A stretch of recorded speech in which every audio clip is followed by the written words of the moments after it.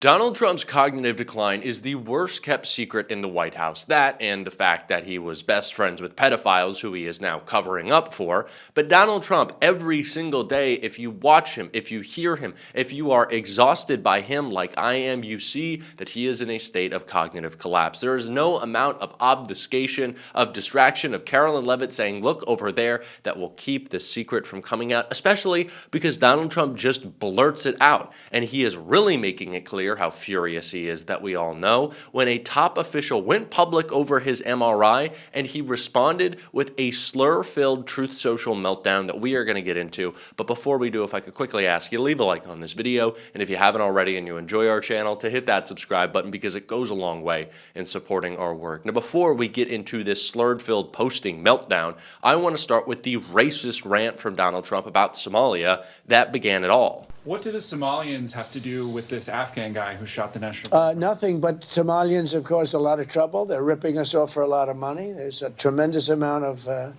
money going back to Somalia. What the hell are we paying money to Somalia for?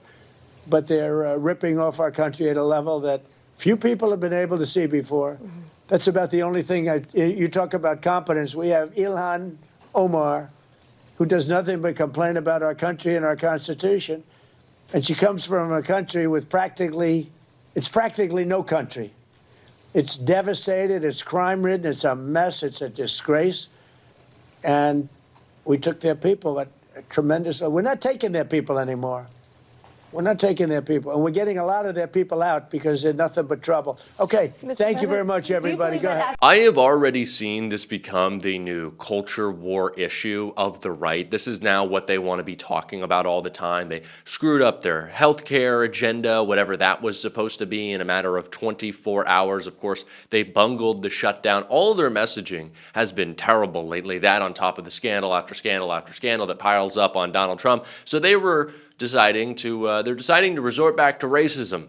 What a shock that is. But Stephen Miller has been screaming on Fox about Somalification, and Donald Trump just generally wants this to be his main talking point. But he's only able to get it out so much because, as we know, Donald Trump is in cognitive and physical decline. There was a New York Times report finally just about it the other day. Under the headline, Shorter Days, Signs of Fatigue, Trump Faces Realities of Aging in Office. The Times has documented the newly abbreviated schedule for the struggling 79-year-old man. Quote, in 2017, the first year of his first term, Mr. Trump's scheduled events started at 10:31 a.m. on average. By contrast, Mr. Trump in his second term has started scheduled events in the afternoon on average at 12:08 p.m. His events end, on average, at around the same time as they did during the first year of his term, shortly after 5 p.m. The number of Mr. Trump's total official appearances has decreased by 39%. 39% less Donald Trump. That's what we're getting now. Donald Trump was the laziest president we had ever seen in his first term. He is now 39% lazier. And he is now apparently struggling with a 5-hour workday. And of course, none of us have seen him do anything that in any way meets the definition of work during those 5 hours. The Times reports Mr. Trump appeared to doze off during an event in the Oval Office. And so we are now covering the physical decline and fall of Donald Trump. Last night, I mentioned Donald Trump's age a couple of times when I pointed out that you can see the 79-year-old man who gets very little sleep bewildered about how he is losing his grip on the Republican Party. And there are people who are in full-blown dementia in their early 60s. We all age differently, and Donald Trump is aging just fine for someone who should be watching TV all day and playing golf occasionally, but he's aging terribly for a president. This man is in severe decline. It is easy to see. You don't even need a medical diagnosis anymore. Just listen to him slur his words, see that he is canceling events, understand that he is waking up later, that he is working less. Not that Donald Trump really ever worked in the first place, but all of this is obvious to those paying attention. And Donald Trump hates when we pay attention to all of the problems in his administration, which is why last night, after I guess he had some turkey or a couple Big Macs and really let it stew, that he got called out for so many scandals at that little press conference he held. He took his tiny little fingers to Truth Social and he melted down as always in a slurred-filled rant over his mental decline. Walz demands Trump's MRI results after unhinged slur attack. Minnesota Governor Tim Walz clapped back at Donald Trump's use of an offensive slur against him by demanding that the president release the results of an MRI scan he was revealed to have undergone last month. During a Thursday night Thanksgiving Truth Social rant in the wake of the previous day's fatal shooting by an Afghan National Guardsmen near the White House, Donald Trump described Tim Walz as seriously R-worded over his supposed stance on Somali immigrants ripping off America. In response, Walz posted on Twitter a screenshot of Trump's late-night post that had been targeted him, of course, by name, with a four-word response that simply read, "Release the MRI results." Walz's jab referenced Trump's disclosure that he underwent an MRI in October. Trump has called the scan perfect, but declined to say which part of his body was imaged or why they did it. In his Thanksgiving message to reporters at Mar-a-Lago, Trump vowed to permanently pause migration from all third world countries and re-up the tax on Minnesota's Somali community, along with attacks, of course, on Representative Ilhan Omar, while blaming immigrants for crime. In an accompanying Thanksgiving post on Truth Social, Trump fixated on Minnesota, claiming that Somali gangs are roving the streets and claimed that the state was being completely taken over. As well as slighting Walz, he threatened to terminate temporary protected status for Somalis in Minnesota and attacked Omar as the worst congresswoman in our country. Obviously, this is just a disgusting, racist campaign from Donald Trump to try to distract from so many things. The resignation of Marjorie Taylor Greene, fracturing within MAGA, the Epstein files, his indiscriminate killings of fishermen off the coast of Venezuela, the tanking stock market, the rising price of goods. I could rattle off a million things that this is a distraction from, but it's a distraction as well from Donald Trump's cognitive decline. He has become more out of control. He has become more radical than ever, and it is because, I know it sounds crazy to say, but he has lost his brain more than we ever could have imagined. And so, yes, we do deserve the results of Donald Trump's MRI. And the fact that they are hiding them is an admission alone of just how bad that they are. That is how bad that it is. And the fact that Donald Trump understands that, because Donald Trump wouldn't be hiding these results if they were great for him. He always talks about how he's a big, strong ox and he's the healthiest president that anyone's ever seen. And his fake doctor who lost his medical license, who put out a fake report about his health, mind you, he hasn't commented lately. What's that about? Why wouldn't they say the MRI was of, Mr. Trump's something else and we looked at his muscles and they're so strong and great? Why wouldn't they just say that? Because they know if they do, they're talking about the MRI. And they can't talk about the MRI, because if they do, we might ask questions about the MRI. But do you know the question that's already been answered about the MRI? How bad it was. Because Donald Trump knows how bad it is, and he still blurted about it. He was the one who shared this information. Remember, it wasn't on that little fake-ass report that they gave out. No, Donald Trump was the one who shared he got an MRI, that he had intense imaging done, and obviously it was on his pudding brain.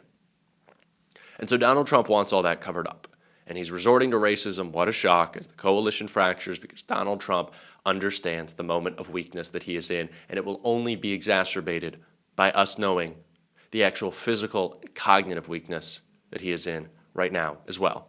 And that is the case for Donald Trump. Severe weakness, and he hates that. He hates that we know that. But I think it's also important to keep in mind that this is not just an opportunity to say that Donald Trump is trying to distract, but cement the fact that the lies that he is telling are lies, that immigrants do not raise the price of housing. Immigrants build the housing in this country. Immigration is fundamentally and economically deflationary. That is real economics for you, J.D. Vance, you fucking moron. And in terms of crime, disproportionately less, a fraction of the amount. Not just a fraction of the crime, but significantly less than native-born Americans. People who were born in this country disproportionately, on average, not net, not whole, on average commit more crimes than people who come to this country. Why? Because the people who are coming to this country, unlike Donald Trump, and unlike Stephen Miller, and unlike Kristi Noem, and Pete Hegseth, and J.D. Vance, they love this country. And they know what it actually stands for. So this is not a time for us to get all defensive and go, oh, we don't really want to talk about the immigration conversation. Oh, we get so scared. No. Stand up for the dignity of the people who are coming to chase a better life in the greatest country in the world. Democrats should not run away from these issues and say, well, you know, I guess Republicans are right about immigration. Maybe we need to do more. No, stand up for the dignity of the people who made this fucking country great. Do that. Show some backbone. Have some patriotism. Say, do you know what? If you're criticizing immigrants, you're not a patriot. That's who built this country.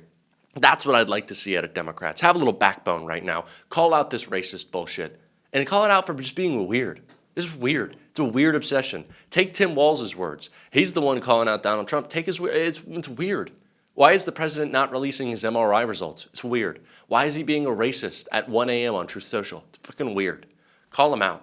Call them out because they are going to lose, as Lawrence O'Donnell made clear right here. Punchbowl News, run by Jake Sherman, who has excellent contacts in Congress, reports that Republicans believe they have no chance of winning the House of Representatives next year. That's what Republicans believe, and they blame two people, Donald Trump and Mike Johnson. Quote, a few other GOP members messaged us over the weekend saying that they too are considering retiring in the middle of the term. Here's one particularly exercised senior House Republican, quote, this entire White House team has treated all members like garbage, all. And Mike Johnson has let it happen because he wanted it to happen. That is the sentiment of nearly all appropriators, authorizers, hawks, doves, rank and file. The arrogance of this White House team is off-putting to members who are run roughshod and threatened. They don't even allow little wins like announcing small grants or even responding from agencies. Not even the high profile, the regular rank and file, random members are more upset than ever. Members know they are going into the minority after the midterms. More explosive early resignations are coming. It's a tinderbox. Morale has never been lower. Mike Johnson will be stripped of his gavel, and they will lose the majority before this term is out. We have a historic opportunity right now to beat the brakes off of these people. To not just have a victory in the midterms, a blue tsunami, right? Just a tsunami, just a complete wipeout of these fools. And I think that we need to be working towards that and messaging with some moral clarity every single day. If you want to support that, as always, you can hit that subscribe button, leave a like on this video. You can drop a blue heart in the comments. Keep on fighting, y'all. Don't let them silence you. And until next time, I'll see you soon.